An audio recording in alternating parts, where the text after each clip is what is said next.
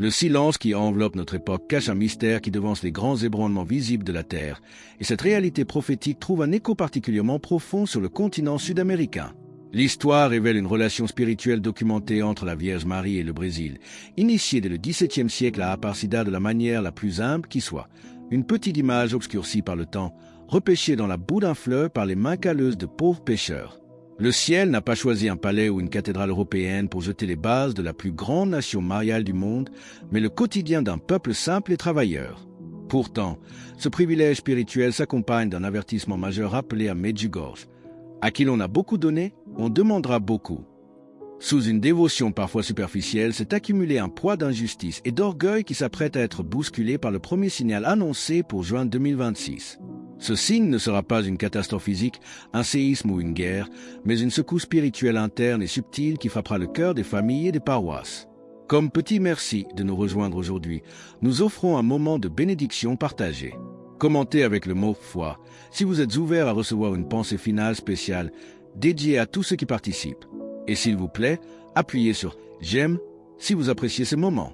Restez bien avec nous, car au fur et à mesure que notre histoire se déroule, nous découvrirons une perspective sur ces événements qui pourraient vraiment vous surprendre. Cette crise de foi collective se manifestera par une rupture ou un événement marquant qui poussera une multitude de croyants à se demander où se trouvait Dieu au moment du drame. La Mère de Dieu a déjà prophétisé ce genre d'épreuve. À Fatima en 1917, elle annonçait que l'Église elle-même souffrirait. Et à Medjugorje, elle a répété durant des décennies que le principal champ de bataille de notre temps n'est ni politique ni économique, mais qu'il réside dans le cœur humain. Le premier signe viendra tester la capacité des hommes à croire lorsque plus rien de visible ne soutient leur croyance, révélant publiquement si notre attachement au ciel n'existe que par intérêt ou s'il repose sur une fidélité authentique. Alors que cette secousse intérieure redéfinira les consciences, un deuxième signal, géopolitique et lointain, se prépare à faire trembler les certitudes matérielles du monde entier. Le deuxième signal qui s'annonce modifiera profondément la perception de la sécurité matérielle à l'échelle mondiale, et son origine ne se trouvera pas sur le continent américain, mais en Europe. Selon les informations issues des cercles de Medjugorje, une perturbation majeure se dessine sur la scène géopolitique européenne à la suite d'une série de décisions prises par des dirigeants qui se croient fermement au contrôle. Ces choix déclencheront des événements que personne n'avait prévus. La Vierge Marie n'a jamais été une messagère de catastrophe gratuite. Elle rappelle simplement la loi spirituelle de la cause et de l'effet. Lorsqu'une nation, une famille ou un cœur ferme sa porte au Créateur, le vide qui s'installe est immédiatement comblé par une réalité beaucoup plus sombre. Le deuxième signe correspond à la matérialisation de ce vide spirituel sous les yeux du monde. La Sainte Écriture nous avertit de ce revirement soudain dans la première épître aux Thessaloniciens 5h3.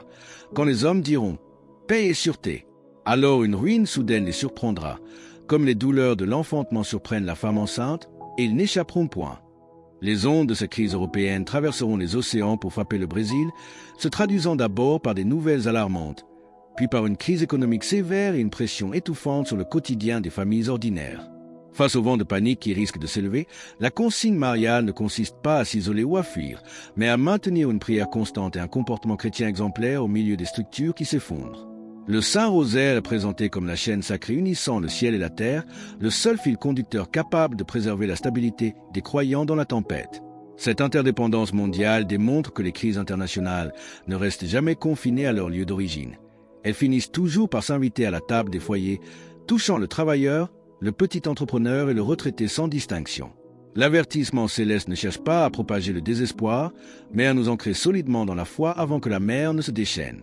Alors que les esprits se préparent à affronter ces turbulences économiques et sociales, un troisième signal d'une intensité visuelle et émotionnelle sans précédent viendra s'inscrire directement dans la voûte céleste pour diviser définitivement les regards des hommes.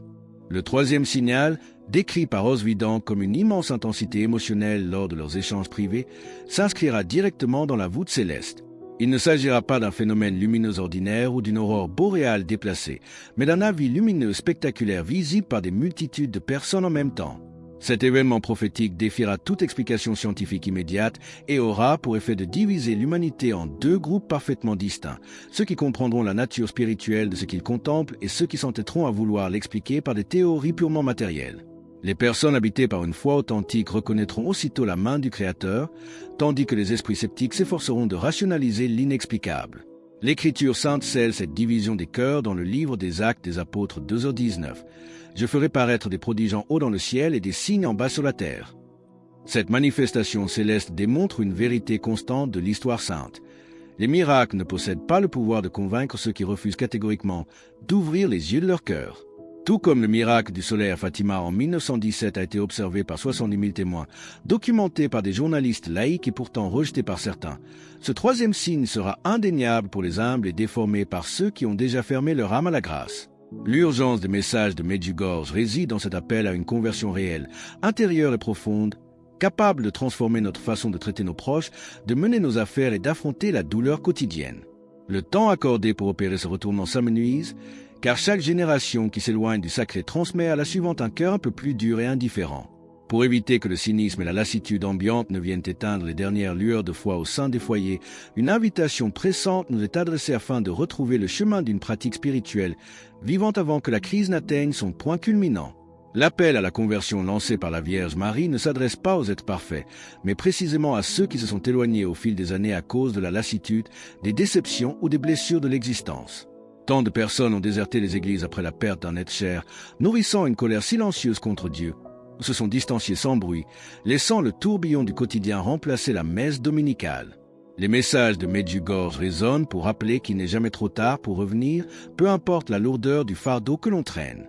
Face au signe de juin 2026, l'orientation spirituelle n'est pas de s'isoler ou de céder à la peur, car la tradition mariale a sempre été de marcher au-devant des nécessités du monde, à l'image de Marie visitant Élisabeth ou se tenant debout au pied de la croix. Seul un cœur libéré de l'anxiété peut devenir un point de lumière pour les autres lorsque les temps s'assombriront.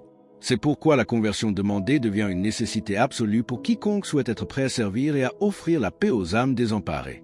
L'histoire de Fatima en 1917 nous montre que le ciel utilise toujours le même langage d'urgence maternelle, des avertissements clairs, des demandes de prière et des signes prophétiques pour bousculer l'indifférence des hommes. Le choix de prendre au sérieux ces appels face aux crises imminentes possède un poids spirituel immense pour chaque fidèle et pour son entourage. La décision de changer de vie est toujours plus exigeante au milieu de la tempête, lorsque la peur referme le cœur et empêche d'entendre la voix de la grâce. C'est dans le calme du temps présent que se joue notre préparation, à travers des choix concrets et quotidiens. En renonçant au fatalisme pour embrasser une responsabilité spirituelle active, chaque famille est invitée à rebâtir ses fondations intérieures afin de ne pas être emportée par les courants contraires de notre époque. Pour y parvenir, il convient d'examiner comment cette transformation se traduit concrètement dans l'intimité de nos foyers et dans nos relations les plus proches. Pour que cette transformation se matérialise au sein du foyer, la Vierge Marie propose 4 démarches spirituelles fondamentales et pragmatiques à intégrer dès à présent dans notre quotidien. Le premier pas consiste à restaurer une véritable vie d'oraison, non pas par des formules mécaniques, mais en osant s'asseoir en silence pour parler au ciel avec la simplicité d'un enfant qui se confie à sa mère. C'est dans ce dialogue honnête que l'anxiété s'apaise et que la paix s'installe. Le second pas est le recours sans crainte au sacrement de la confession. Le prêtre n'y est pas un juge, mais l'instrument d'une miséricorde infinie qui efface le passé pour nous permettre de repartir à neuf, car aucun égarement n'est trop grand pour l'amour divin. La Sainte Écriture confirme cette promesse de renouveau dans le livre d'Isaïe 1h18. Si vos péchés sont comme le cramoisi, ils deviendront blancs comme la neige. S'ils sont rouges comme pourpre, ils deviendront comme la laine.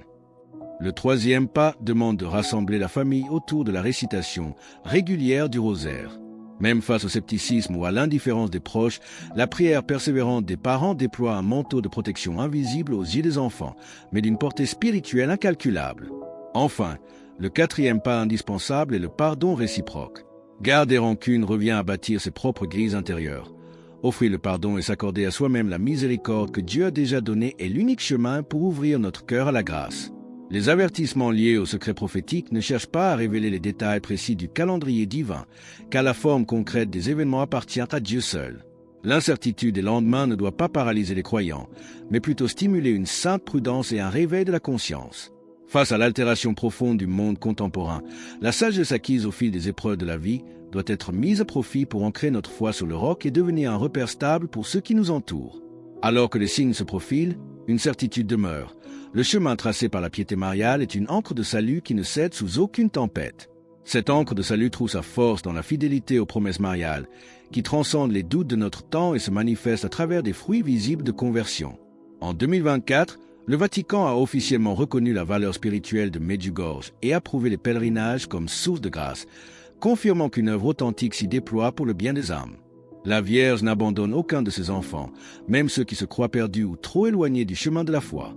Sa présence maternelle est une réalité constante qui soutient notre marche, nous rappelant que chaque larme versée et chaque prière sincère participe mystérieusement à la victoire de la lumière sur les ombres de ce monde.